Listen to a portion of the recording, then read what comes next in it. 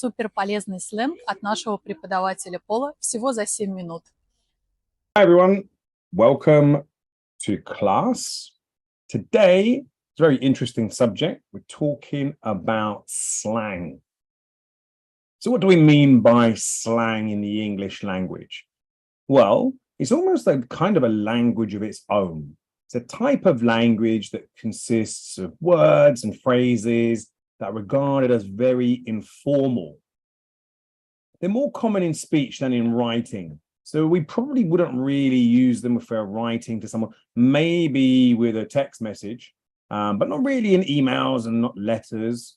They're typically restricted to a particular context or a group of people. Any country that has English as a first language would use different types of slang. So there might be UK slang and US slang, Irish slang, Australian slang, but even we can break that up. So, for example, in the UK, Londoners will use different slang words to people from Birmingham or Manchester. So what kind of examples can we use? So there's some real simple ones. What's up? So it's like, hey, what are you doing? And then someone might say, yeah, I feel you. So it doesn't mean that they actually physically touch them. It means that they understand and they empathize with them. Yeah, I feel you. That was really unfair. I get it. So again, it doesn't mean that you actually receive something. It just means that you understand it. I get it now. Thanks for explaining. We might say, same here. So that means that I agree. So yeah, I'm having a real hard time studying for this exam. Same here. Then there's one that I don't really like it very much. It sounds a bit silly. I've heard adults use it, and that's my bad. To me, it sounds like a little toddler trying to speak English, but I get the idea. It means my mistake, I'm my bad, didn't mean to do that. Then there's one that we all know, which we can use just letters for, OMG, oh my God. So it means that, maybe we're excited or we're scared. Then there's one, you bet. So that kind of means like, you're welcome. Yeah, so maybe someone might say, thanks for the present. You bet. No problem. No worries. That's something that I use quite a lot. That's kind of a London one, but it's also linked with Australia. So you hear a lot of Australians saying, no worries, mate. And it just means that's all right. No problem. Don't worry about it. No worries. Another one that's quite similar to that as well is no biggie. Just means basically it's not a big problem. Okay, so but in America, they use some different kind of slang as well.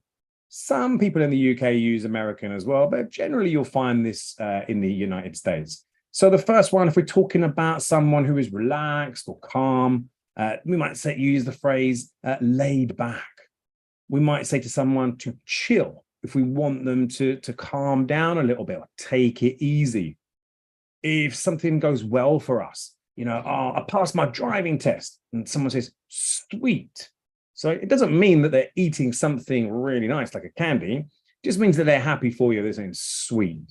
Or they might say cool as well. So there's quite a lot of different American slang that we can relate to. If we think that something is kind of not cool or not fantastic, we might use the word, that's lame. So lame actually means to have something wrong with your leg. The horse is lame. The sheep is lame. But in this context, it means that we don't like it. We don't think it's cool. It's the complete opposite of being really good. Bomb.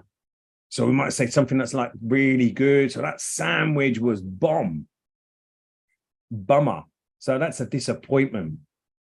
So that's such a bummer. I'm sorry that happened. It's really disappointing.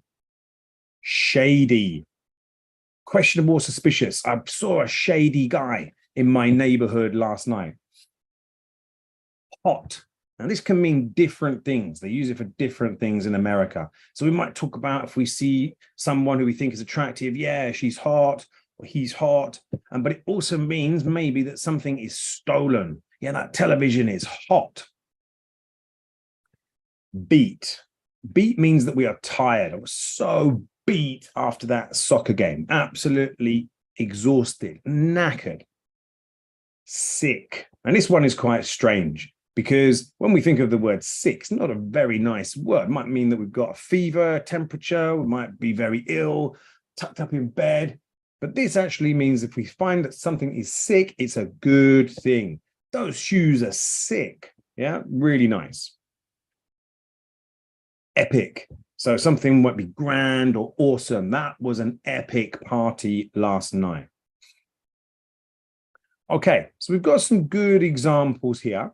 We've also got some good slang for people and relationships. So we might talk about someone that we like and maybe they don't know about it. So we might say that we have a crush on them. So, attracted to someone, I have a big crush on her. Dump. If we dump someone, it means that we end a romantic relationship. Party animal. That's a favorite of mine, someone who loves parties.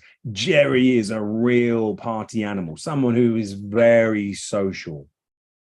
Couch potato, a lazy person. So, don't be a couch potato. Come on, let's go for a walk or let's go for a swim. If we want to make fun of someone, we might call them a chicken. So don't be a chicken. Go ice skating with me. So it means that, we're saying, oh, don't be scared. Come on.